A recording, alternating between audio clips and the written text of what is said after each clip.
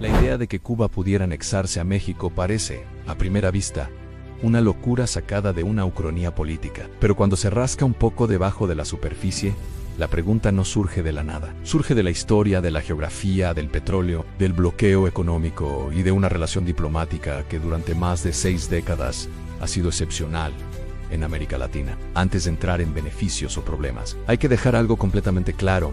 No existe hoy ningún proceso legal, político ni diplomático para que Cuba se anexione a México. No es una propuesta del gobierno cubano, no es una propuesta del gobierno mexicano, y no hay ningún tratado, negociación ni documento que apunte en esa dirección. Todo lo que sigue es un análisis hipotético, pero serio, basado en realidades estructurales. Dicho eso, la pregunta no es absurda, porque Cuba enfrenta una crisis económica profunda, estructural y prolongada. Su Producto Interno Bruto ha caído de manera significativa desde la pandemia. Su infraestructura energética es obsoleta, su sistema eléctrico sufre apagones constantes y su economía depende en gran medida de importaciones de alimentos y combustibles. Estos datos han sido reconocidos por organismos internacionales como la Comisión Económica para América Latina y el Caribe, y por informes de las propias autoridades cubanas. México, por otro lado, es la segunda economía más grande de América Latina, con una estructura productiva mucho más diversificada, una base industrial amplia y acceso preferencial al mercado de América del Norte. Eso es lo que alimenta la pregunta: ¿y si Cuba se integrara a una economía mucho más grande? Desde el punto de vista geográfico y estratégico,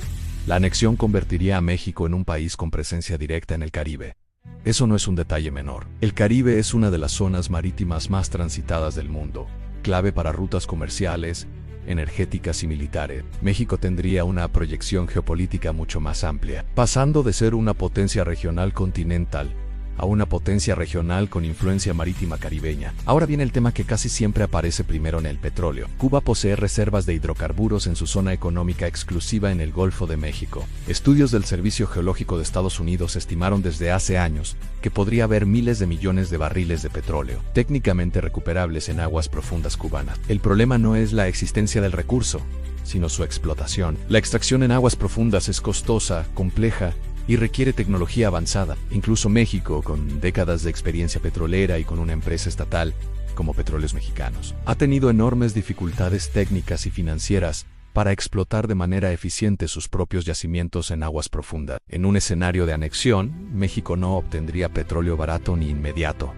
Obtendría un desafío adicional: inversiones multimillonarias, asociaciones tecnológicas, largos plazos de maduración y riesgos ambientales. El petróleo cubano sería una promesa a largo plazo, no una solución rápida. Pero el verdadero peso de la anexión no estaría en el petróleo, sino en el gasto público. Cuba tiene una población de más de 11 millones de habitantes. Integrarlos al Estado mexicano implicaría extender derechos sociales, servicios públicos, infraestructura, pensiones, sistemas de salud, educación y subsidios. El costo fiscal sería enorme. Analistas económicos coinciden en que México tendría que aumentar impuestos, endeudarse o recortar gasto en otras áreas para sostener una integración de ese tamaño. Además, Cuba tiene una infraestructura severamente deteriorada: redes eléctricas antiguas, transporte público insuficiente, viviendas en mal estado y una industria poco competitiva. La inversión necesaria para llevar esos estándares a niveles comparables con los estados mexicanos más rezagados sería de décadas, no de años. Luego está el problema político, quizá el más delicado de todos. Cuba es un estado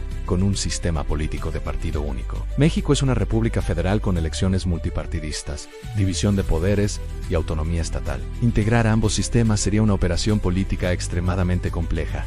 ¿Cuba se convertiría en un solo estado mexicano? ¿Se dividiría en varios estados? ¿Tendría un régimen especial de transición? Cualquier respuesta generaría tensiones internas. En México, habría debate sobre representación política, presupuesto y soberanía. En Cuba, habría resistencias internas, disputas ideológicas y un proceso de transformación política profundo que no sería automático ni pacífico por definición. A esto se suma el factor internacional. Cuba está a menos de 200 kilómetros de la costa de Florida. Su estatus político ha sido históricamente un tema de seguridad nacional para Estados Unidos. Una anexión a México sería vista como un cambio geopolítico mayor en el hemisferio occidental. México enfrentaría presiones diplomáticas intensas, posibles sanciones económicas y tensiones comerciales. Incluso si la anexión fuera legal y producto de la voluntad popular, el impacto en la relación bilateral con Estados Unidos sería enorme y potencialmente costoso. Otro punto que casi no se menciona es la identidad. Aunque México y Cuba comparten idioma y lazos culturales, Sus trayectorias históricas y políticas son muy distintas. La integración social no sería inmediata. Habría tensiones culturales, migratorias y laborales. La experiencia internacional muestra que incluso integraciones entre países con niveles de desarrollo similares generan conflictos durante décadas. Aquí la brecha es considerable. Entonces, llegamos a la pregunta final. ¿Sería una buena idea? Desde un punto de vista estratégico frío, la respuesta es no. Los beneficios potenciales son de largo plazo y altamente inciertos. Los costos, en cambio, serían inmediatos, enormes y sostenidos en el tiempo. México asumiría una carga fiscal gigantesca, un conflicto institucional complejo y una presión internacional innecesaria, sin resolver de manera automática los problemas estructurales de ninguno de los dos países. Eso no significa que México y Cuba no deban profundizar su relación.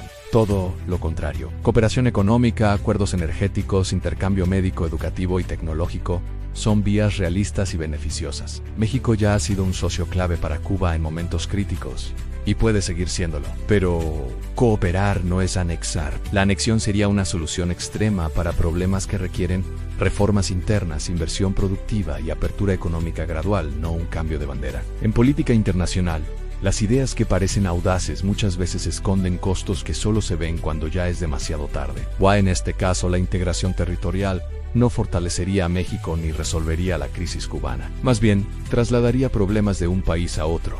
Analizarlo no es fantasía. Creer que es viable, sí lo sería. Y ahí está la diferencia entre imaginar poder y ejercerlo con responsabilidad.